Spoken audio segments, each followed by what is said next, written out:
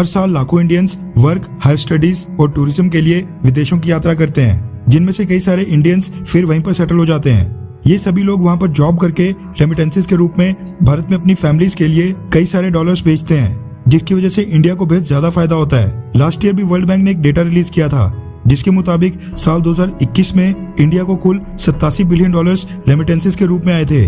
Gulf countries को छोड़ दें, जिनको चीप लेबर की सख्त जरूरत होती है, तो इंडियंस की सबसे पहली preference America, Australia, Canada, Britain और कई सारे डेवलप्ड यूरोपियन देश होते हैं, जहां पर उनको अच्छा पे स्केल और अच्छा लाइफस्टाइल मिलता है।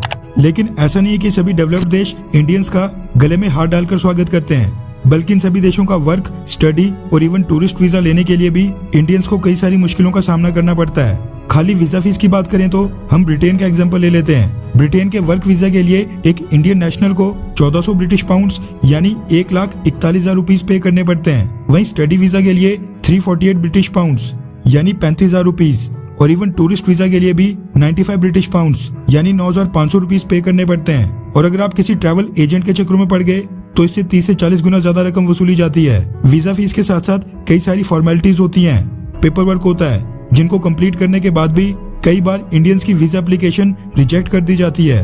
वैसे आपकी जानकारी के लिए बता दूं कि ये चीज हर एक देश के नागरिक के साथ नहीं की जाती है। अगर एक अमेरिकन नागरिक को ब्रिटेन का वीजा लेना होगा तो उसको ना के बराबर की फॉर्मेलिटीज पूरी करके बेहद आसान प्रक्रिया से वीजा मिल जाएगा। यानी कई सारे फैक्टर्स के साथ साथ ये चीज दो देशों के डिप्लोमेटिक और स्ट्रेटेजिक संबंधों के ऊपर भी डिपेंड करती है।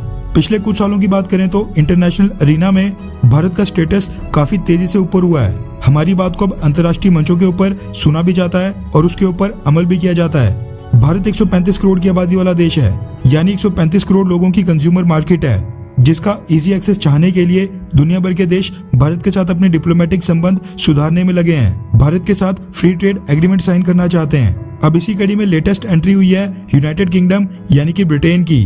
ब्रिटेन जब से यूरोपियन यूनियन से अलग हुआ है, तब से ही वो भारत के साथ अपनी कॉपरेशन को पहले से कई गुना ज्यादा बढ़ाने के प्रयास कर रहा है। न सिर्फ डिप्लोमेटिक या फिर ट्रेड, बल्कि ब्रिटेन डिफेंस और स्ट्रेटेजिक पार्टनरशिप को भी मजबूत करना चाहता है। इसलिए उसने अब अमेरिका, फ्रांस, जर्मनी जैसे बाकी पावरफुल और डेवलप्ड देशों की तरह भारत से आने वाले लोगों को बेहद सस्ते और आसान प्रक्रिया से वीजा प्रोवाइड करने का फैसला किया है, जिसके बाद इंडियंस के लिए ब्रिटेन का वर्क, स्टडी या टूरिस्ट वीजा हासिल करना बेहद आसान और सस्ता हो जाएगा और कुछ ही फॉर्मेलिटीज के साथ इंडियंस ब्रिटेन जा पाएंगे।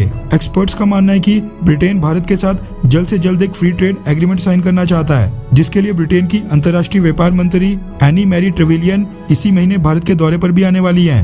एनी मैरी ट्रेवेलियन को ब्रिटेन की फॉरेन सेक्रेटरी लिज ट्रस की तरफ से भी समर्थन दिया गया है, जिन्होंने कहा है कि चाइना को काउंटर करने के लिए इंडिया के साथ ब्रिटेन के क्लोजर टाइज स्थापित करना उनकी टॉप प्रायोरिटी है। इसलिए वो इंडियंस के लिए वीजा नियमों में बदलाव करने के लिए सोच रहे हैं। वैसे आपकी जानकारी के लिए बता दूं कि ये न्यूज क्रैक की है ब्रिटेन के फेमस न्यूज़पेपर द टाइम्स ने, और बताया है कि वीजा नियमों में छूट और आसानी भारतीय सरकार की बेहद लंबे समय से एक पेंडिंग डिमांड थी, जिसको ब्रिटेन अब जाकर पूरा कर रहा है, ताकि इंडिया के साथ जल्द से जल्द फ्री ट्रेड एग्रीमेंट की टॉक्स को आगे बढ़ाया जाए। नए वीजा नियमों के लागू होने के बाद इंडियन स्टूडेंट्स अपनी ग्रेजुएशन कंप्लीट करने के बाद भी कुछ समय के लिए ब्रिटेन में रह सकेंगे।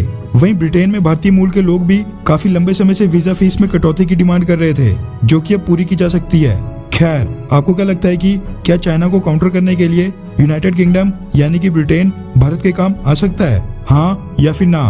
नीचे कमेंट करके अपनी राय जरूर बताएं।